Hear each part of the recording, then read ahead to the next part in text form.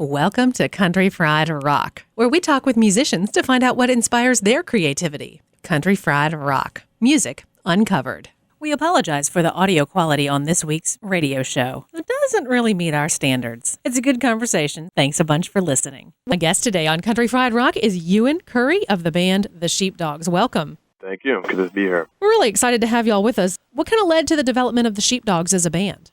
It came out of, a bunch of young men who were bored with going to university and the kind of the direction that our lives are going at about 1920. So, we just wanted to do something completely different. And I think that it was like a secret dream to be in a rock band that we had always sort of harbored. And we just finally went for it one day. So when did you get into music originally? Growing up, I played a lot of music. My dad's a musician, so I played piano and played the old licorice stick for a while as well. But I always wanted to play guitar. So when did that come around? In high school, my high school had like an acoustic guitar class that's pretty basic, and you'd learn how to play scales and stuff like that. That was kind of my first chance to just get my hands on one. Well, so at what point did the guitar become something that was a little more appealing than scales? I always liked rock music and it's always centered around guitars, but probably when I was in 7th or 8th grade, I got a Jimi Hendrix best of, and it kind of blew open a lot of doors. At what point did you start playing for people outside of the school classes and your family? I don't know. I guess my first sort of public performance was I was in a couple musicals in high school. It's kind of embarrassing because it's the most corny music ever, but it was my first chance to sing in front of people. That was sort of the first public foray, but not necessarily the one I want to be remembered for. Sure. Well, so then at what point did your guitar and your band develop, early on there to where it was something that was happening for the public? Well, we had our usual, open stages and Battle of the Bands kind of appearances. And probably around the time that we started being able to play shows in our hometown and get 100 people out to the show was probably the first time that, okay, we have something that's worth coming out to see and paying a small amount of money to go see. That was probably the first indicator. Were you all playing cover songs at that point? No, we definitely did cover songs to sort of fill out the set, but even from the get-go, we would try and do original material, which I think is pretty indicative of a lot of bands nowadays. I don't think there's as many straight cover bands, but we had a good mix going on. What did y'all like to cover at the time? We played most of the stuff off the first Kings of Leon album, Young Manhood album, Black Keys, White Stripes, sort of the rock music of the time. This is early 2000s, so kind of the rock music that emulated sort of more the roots elements of rock that we liked. Cream or Beatles or Hendrix and things like that as well. What developed for you all as it led towards the Sheepdogs?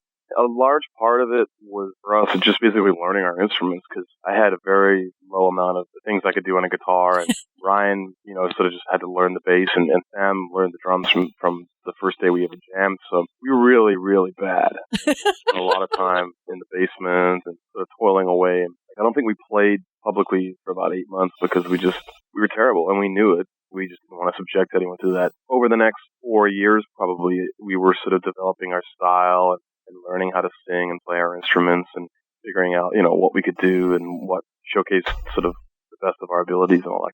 Well, 4 years then is a long time to develop who you are. Where did that end up? Musically, it sort of hang our hat on the fact that we have vocal harmonies, 3-part harmonies and sometimes 4 with the addition of my brother who plays with us live now.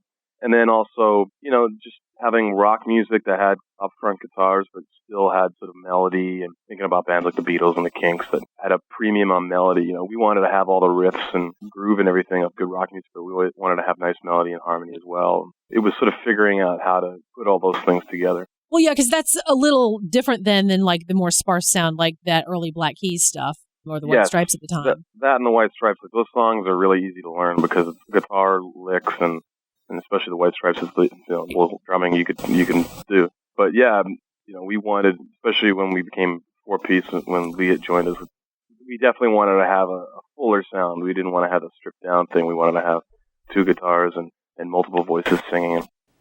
How was that working for you all in terms of playing live? It was very intertwined with playing live because that's predominantly what we were doing. We were practicing in the basement, and then we were trying to gig as much as we could, whether it was gigging around Saskatoon or taking a road trip to Winnipeg or going on the road and finding a bunch of terrible shows to play across Canada. Everything was kind of centered around the live gig. And, that was how we determined whether new songs would make the cut or what things worked and what didn't. At what point did it lead to, we need to make a record? We were making records all the way along, but when you sell, a few hundred copies 1,000 copies of an album. There's more interaction going on with actually playing live because you can immediately get feedback and you see what keeps people's attention. And we were going into so many of these gigs where there was no expectations, there was no you were the night's entertainment at that bar, and so you had to kind of win people's ears. They'd kind of stop in and hear what the music sounded like, see what the cover was. So we were all about doing things that would, catch their ear and draw them in. So I think that's a big part of shaping our sound. Is we're very conscious about, pleasing an audience. And I think sometimes if you just record, it's very much sort of pleasing yourself. And I think we have kind of a nice balance of both areas. Hey, this is Ewan Curry from the Sheepdogs. You're listening to Country Fried Rock. We apologize for the audio quality on this week's radio show. It doesn't really meet our standards. It's a good conversation. Thanks a bunch for listening. So at what point did it expand beyond the smaller clubs and bars across Canada? That's really, certain areas like Winnipeg in our hometown, we started being able to do a few hundred people and, sell out a theater or something like that. But right across the country, it kind of has only really been the last couple of years that things have kind of moved to a next level. We felt like we'd kind of plateaued in terms of where our success was going. And certainly, we were in this whole big Rolling Stone competition last year. That certainly gave us a huge shot in the arm. And now the crowds are much bigger and get to play all these cool, summer festivals and stuff too. What led to getting involved with that competition?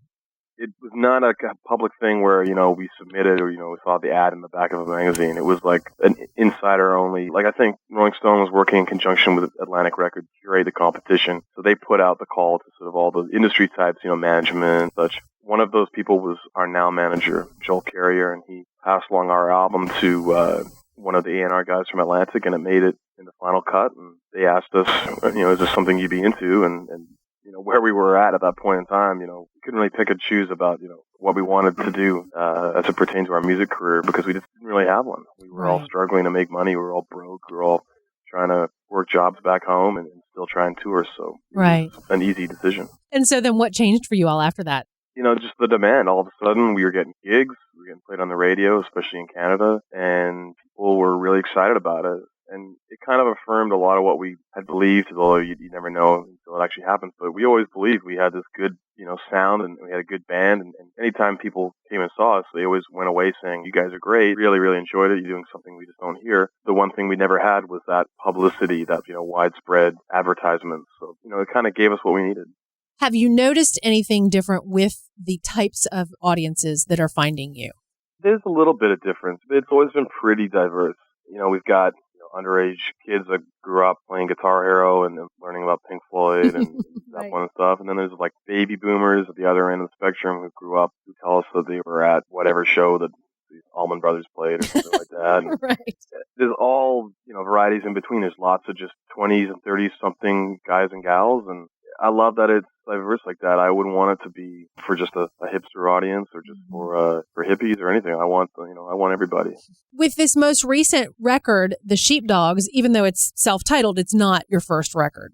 No, it's our fourth full-length album. But, it's the first album that when it got released, it was actually in stores and especially outside of Canada and around the world. So we went with the self-titled thinking it's kind of like an intro. Sure. What led to that recording process? So before you actually got into the studio, where were you all of like, okay, here's what's going to happen? Well, basically, it was a crazy 2011 where we played as much as we could, and the travel was like nothing we'd ever experienced, going back and forth across the continent and even overseas. We took a trip to Australia. I think we went for like 2 or 3 days and came right back. Oh, my gosh. Chance to get jet lagged. And at the end of 2011, we basically toured all the way up until Christmas. And along those last few months, we had organized with Pat Carney that we were going to do an album, and it just became an issue of, when are we going to have time? We're very busy, and so is he. So all of a sudden, this 2 weeks in January of this year got earmarked for recording, and so it was kind of like I'd be on a tour bus and trying to go through demos and figure out, what the hell are we going to record. How did you all end up choosing to work with him in the first place? We definitely want to work with somebody interesting, and you always want to work with the musicians that you respect and like, admire. And we met him in New York at a show and had a mutual friend, and we're chatting. And you meet a lot of people, and they're nice or fake nice or whatever. But Pat was immediately like asking us, what are you guys going to do next? He was very curious, as to what our plan was. So cool.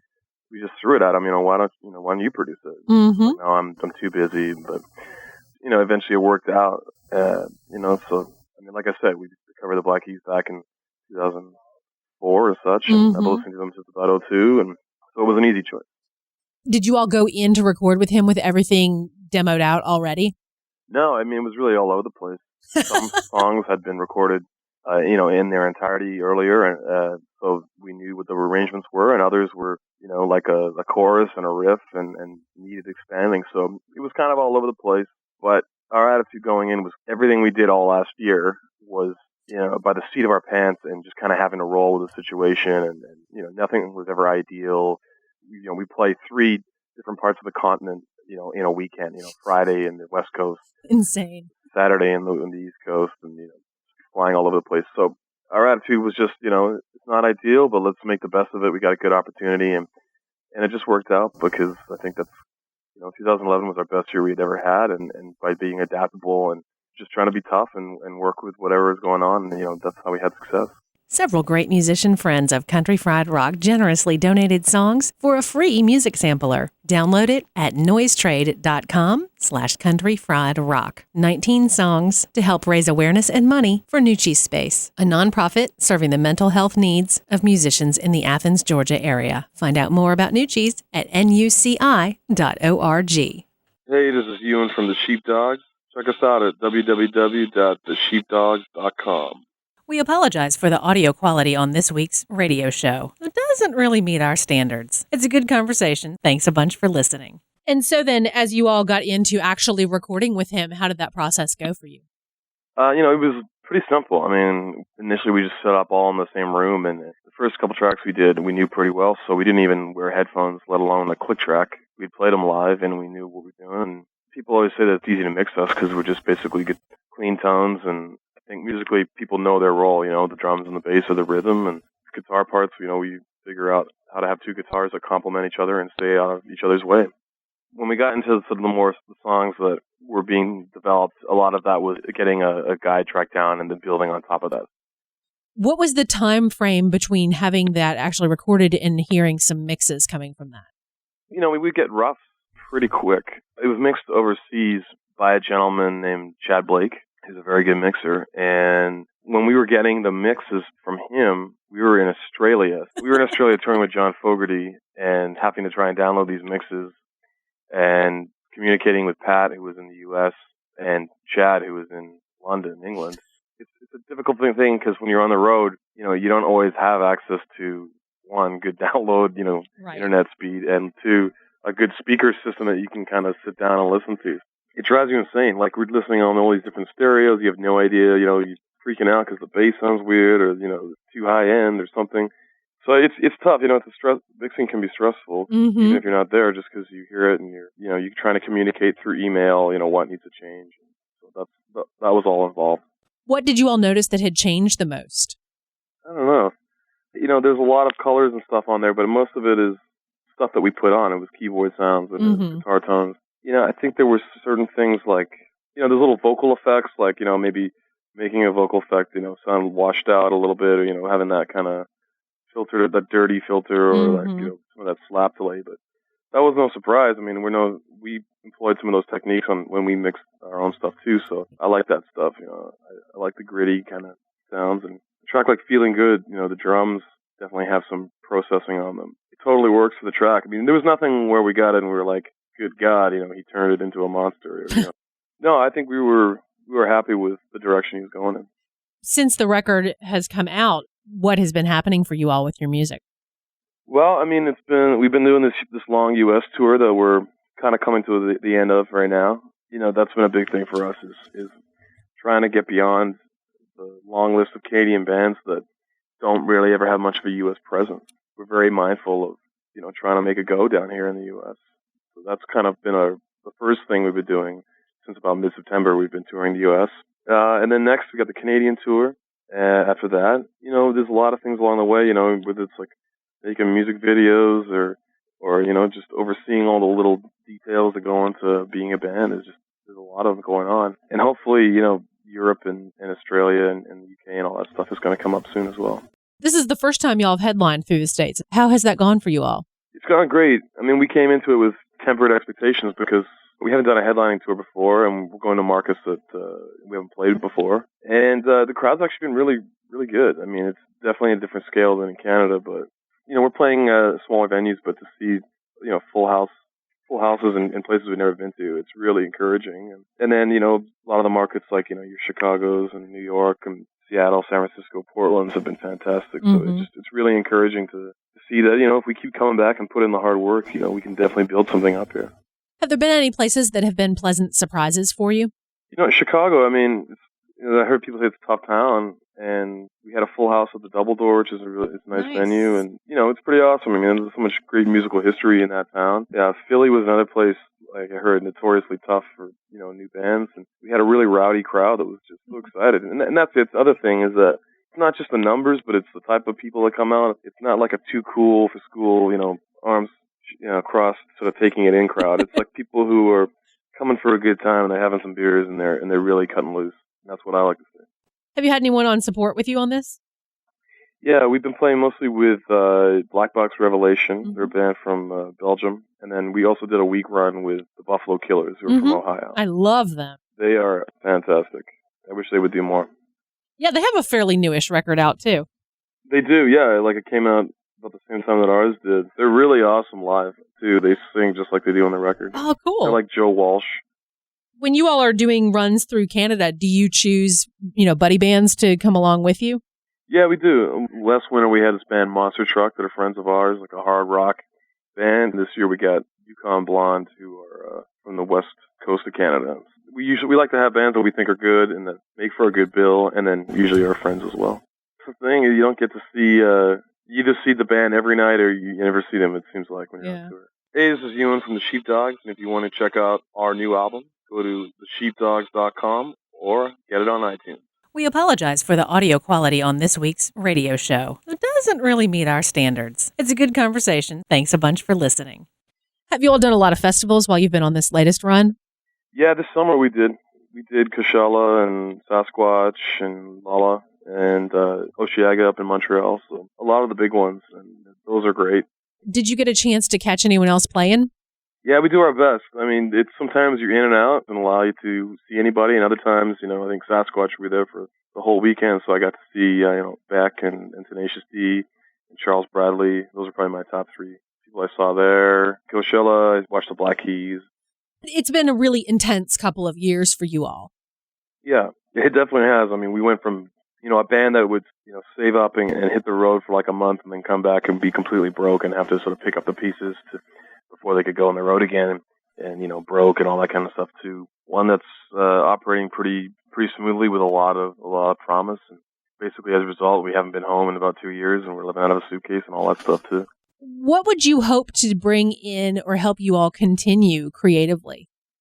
It kind of comes down to, being able to play good live shows. Are we happy with our live shows? And are we, playing good audiences and performing well? And so far we are. I feel real good about that. And then the other side is, we're getting to make interesting albums and music that we think is good and that we'd want to hear. And yeah, I feel like we are there as well. We made our first major label album, and it went really well, and we're happy with it. And we're already thinking about the next one, too. I mean, we're throwing around the idea of maybe doing a little EP of sorts. And if not, we've already got ideas kind of building up for the next album. And so, as long as we get to keep playing good shows and making good music, then we're happy. Do you all throw out any new songs live that maybe haven't been recorded yet? Not just yet, because, we had to learn all these songs from the album. So, and then, we want to keep playing some of the older songs that people like and that go over really well live. We're very cognizant of give the people what they want live because they're paying the money. But so what works in keeping those early fans now that you've had these great things happen? Well, the good thing for us is that we didn't have that many fans in the early days. So. But, I think people respond to the same types of songs. It's not a big a divide. Like, I don't think stylistically we've changed that much. I mean, there was a bit of a reaction, I think, among some people to our first single off this new album, that maybe we had gone on this sort of streamlined approach. But when you listen to the album, you see that there's a lot of diversity there. We try to play old stuff and new stuff, and we mix it up. And, we try to pay attention to what people are asking for, but you just got to realize that you can't please everybody. And I think we do a pretty good job of mixing it up, and we don't get too bogged down in new fans versus old fans. We didn't have like this giant grassroots audience that we had, and then all of a sudden, a cell phone commercial gave us a pop mainstream audience or anything like that. As you all move forward then, if you could design a bill or bring in some of your other buddies in different ways, what would you like to do? I love being able to pick bands that we can tour with, whether it's like our friends Yukon Blonde and Monster Truck or Buffalo Killers and things like that. But, I mean, there's plenty of other bigger bands that we'd like to play with as well. And, and maybe even something like in our home province of Saskatchewan, there's not really a music festival of newer bands. They have some festivals like a folk fest, and there's a smaller hippie fest that's fun. But I'd like to see a little more of like a sort of younger new music vibe festival through. So at this point in my life, I just trying to keep up with everything that's going on in front of me before I branch off into these other ventures. If you could get on the road with someone who is at the next level from where you all, what would be a fun or a good mix? Yeah, I don't know. It's tough to say. The bands I like are, they're all old and going away. But, I mean, people are always saying, you guys should play with the Allman Brothers. And, as if all we have to do is just call up Greg and say, hey, man, right. Hey, buddy, can we hop on the bill? That would be pretty cool, and if somehow we could, get the blessing to open for those guys or something like that. I mean, we got to do the Fogarty opening tour. It was pretty sweet. We opened for the Kings of Leon on a Canadian tour. They're a superstar, younger band. I don't know. It's there's a lot of bills out there that'd be nice to get on. There's so much politics involved. Very much. Stuff. Such a headache, And that's why it's almost more fun to talk about when you're not talking reality at all, because the reality of it is so much more complicated. And if that's the case, then, can Humble Pie reform? Absolutely. Can Peter Frampton get his hair back? Pre-blonde perm, back when he had straight black hair. When he was 19 and he was in Humble Pie, he was a force. You've got a lot going on with the tour and stuff. Do you have anything else going on with the album? Yeah, we're working on our next video, which is painful. It's painful for us because we just hate music videos because they're always the same thing. The band performing with a boring story kind of intercut.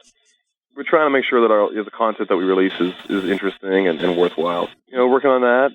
It's basically tour. Once the album comes out, you got to hit as much territory as you can and promote it and all that kind of stuff. It's very early stages, so we're talking about maybe doing a little EP to come out in between major albums. Lots of ideas kind of in the works, I think. Very cool. Very cool. Take it easy and drive safe, y'all. Oh, thank you very much. Bye-bye. Bye-bye. Country Fried Rock. Find the full playlist from this episode on countryfriedrock.org. Check us out on iTunes. No music, just talk. Our theme music is from The Full Tones. Our Country Fried Rock stinger is from Steve Soto and the Twisted Hearts. Country Fried Rock. Copyright 2012 by Lilypad Productions. All rights reserved. Ever he been helping us some country fried rock.